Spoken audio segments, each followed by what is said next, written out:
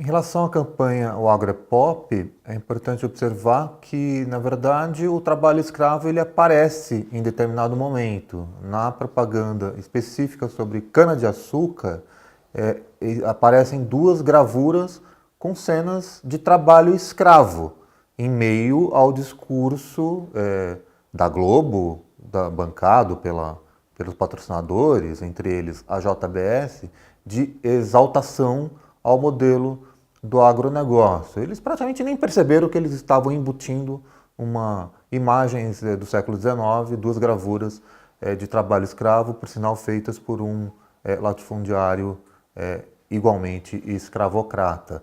O trabalho escravo no Brasil, que aliás não é nenhuma novidade, é histórico no nosso país, embora formalmente tenha sido abolido em 1888, né, continua nas lavouras pelo Brasil afora.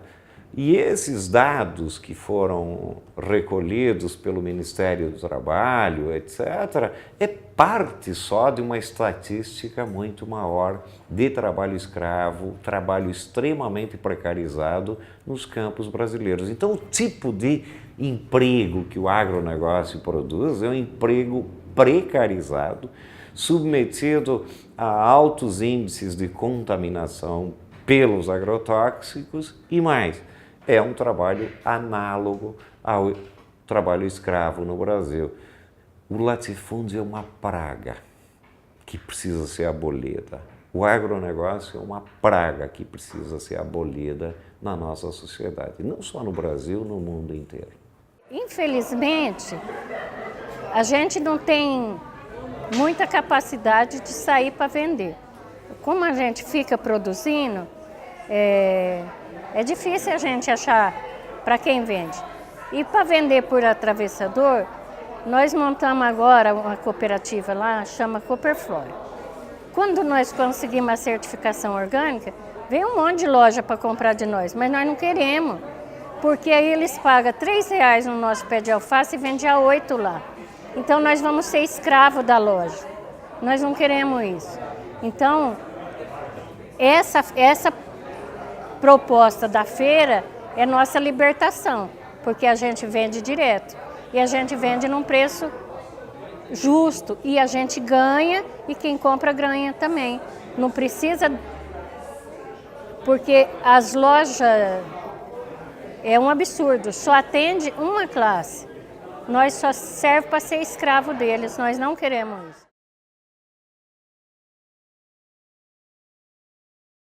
Primeiro é importante falar o que é agronegócio, né? O agronegócio, hoje ele é responsável por cerca de 22% do PIB brasileiro e não é somente o setor produtivo, agrícola e pecuária que fazem parte do agronegócio. Nessa conta inclui também os insumos, agroindústria, processamento e beneficiamento e também os agroserviços. A indústria química, que quem tem representação, né, dos trabalhadores, ela está especialmente nos insumos. E aí nos insumos a gente vai ter os medicamentos para uso animal, agrotóxicos e adubos e fertilizantes. Mas essa pequena produção de insumos é muito irrelevante dentro do contexto total do que é PIB do agronegócio. Só representa cerca de 4% do total do PIB do agronegócio. Então ele é muito pequeno mesmo. Se você quer comer alimentos saudáveis, não tenha nenhuma dúvida, não é o agronegócio que vai produzir. Não tem jeito. O que você encontra nas gôndolas do supermercado, você vai encontrar um monte de produtos, a grande maioria com uma quantidade imensa de venenos. Por isso nós defendemos a agroecologia como paradigma de produção. E nós defendemos por 3 razões principais. O primeiro, porque é preciso preservar o solo, a água e os recursos naturais. Portanto, nós precisamos pensar novas tecnologias. Então, que ninguém pense que quando nós defendemos a agroecologia, a agrofloresta, nós queremos uma volta ao passado. Eu trabalhei com junta de bois. Eu não quero para os meus filhos isso. Eu quero tecnologia que nos ajude a diminuir a penosidade do trabalho agrícola. É muito penoso o trabalho agrícola.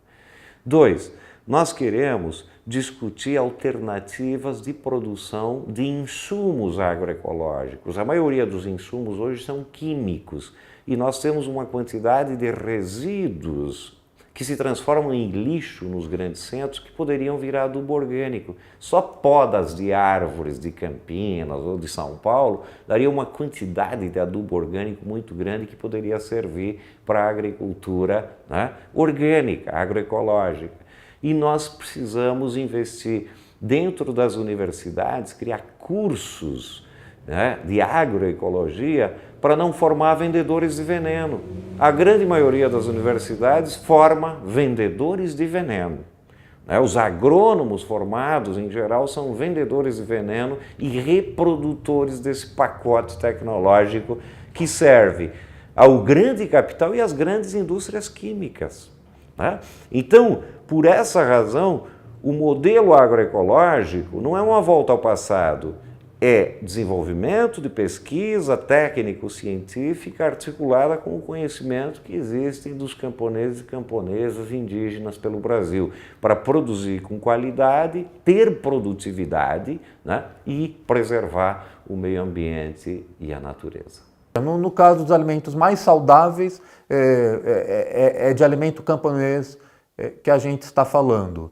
E o agronegócio produz sim muita comida industrializada que vem a ser a menos saudável e a mais banhada por agrotóxicos.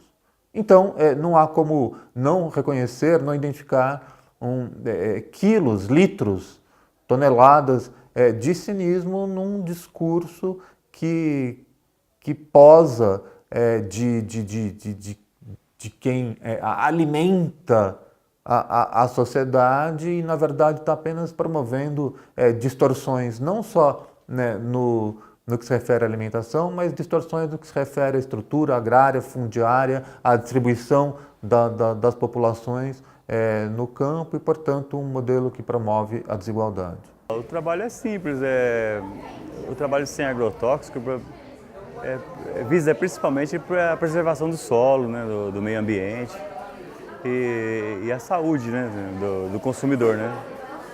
Mas é praticamente isso aí. Esse modelo é a vida do trabalhador. Esse modelo é que dá vida, porque a monocultura, o agronegócio é a morte. Não tem vida lá dentro. Tanto é que nós temos um canavial perto de casa e não nasce um mato dentro. Nada. Entendeu? Então, tudo é morte ali. A agricultura familiar não precisa matar nenhuma vida para ter produção de qualidade. Hoje nós somos, na nossa comunidade, 24 famílias certificado orgânico. Depois que nós começamos a trabalhar como orgânico, deu alegria, porque as pessoas se apaixonam pela terra. Na hora que ela entende que ela faz parte desse ciclo da vida e que ela faz parte de tudo isso, muda completamente a vida das pessoas. Tanto na alimentação, na qualidade de vida, e a gente trabalha com a produção nossa como alimento e não como só mercadoria. O agronegócio é só mercadoria, e nós não queremos isso, nós queremos vida. Nós anotamos tudo que põe na terra.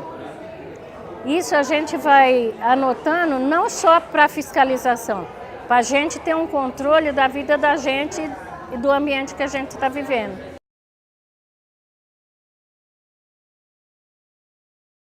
O agronegócio destrói a natureza, destrói o meio ambiente, envenena o solo, a água e os recursos naturais. E é um tema muito importante discutir com toda a classe trabalhadora. Ou seja, se nós quisermos um país em que nós consigamos preservar água, recursos naturais e principalmente o ser humano, é preciso alterar o modo de produção, o padrão de produção agrícola, que é um padrão extremamente dependente do capital financeiro e dependente de agroquímicos em geral. E isso impacta decisivamente para o meio ambiente, provocando doenças na população como câncer. A dislexia é um outro problema grave provocado pelo consumo de agrotóxicos, assim como a depressão e o índice de suicídio nas regiões de alta utilização do agrotóxico é muito grande, porque ele atinge o sistema nervoso central. Existe todo um pacote, não só do veneno, mas um pacote da expansão agropecuária nesse modelo do agronegócio. Falar de ambiente, além de ser lavagem de imagem, é algo extremamente contrário às evidências de que a gente está falando de um modelo que já destruiu boa parte do Cerrado, está destruindo a Amazônia, está destruindo a Caatinga, está destruindo o Pantanal e o Pampa. Quem preserva biomas neste país e no planeta não é o agronegócio, não são, portanto, os grandes empresários e grandes latifundiários, concentradores de renda e de sementes e de cinismo. São os povos tradicionais e originários sempre. Bom, para o meio ambiente é ótimo, né?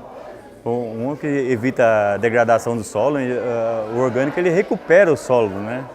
E a água, os nossos lençóis freáticos, a gente tenta uma preservação, o agroquímico, o agrotóxico, ele contamina o nosso solo, né? Nós já estamos usando água contaminada por químicas, por agrotóxicos. E esse sistema agroecológico, da produção orgânica, ele recupera o solo, recupera a biodiversidade.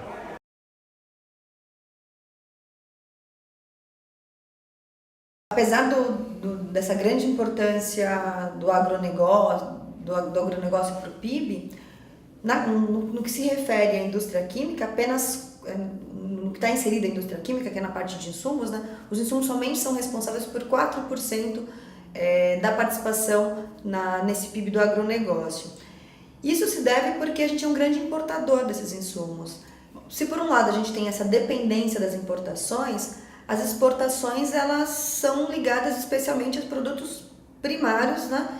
E aí são aos grãos, né? Soja, milho, e aí um tanto também de cana, e aí pecuária, né? Mas assim, faz parte de uma lógica, de uma estrutura agrária que vem se perpetuando, cada vez mais concentrado. A gente exporta através de uma lógica de monocultura exportadora e não consegue nem ao menos deixar esse produto um pouco mais caro para exportação. A gente não consegue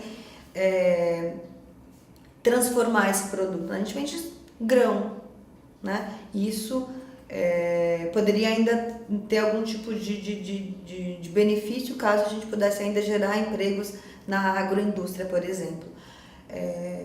E na outra ponta a gente tem o que a gente se alimenta. A gente não se alimenta do que são esses grandes latifúndios produzem. A gente se alimenta do que a agricultura familiar produz dentro do país. Uma coisa a ser observada do ponto de vista político é o quanto esse sistema político ruralista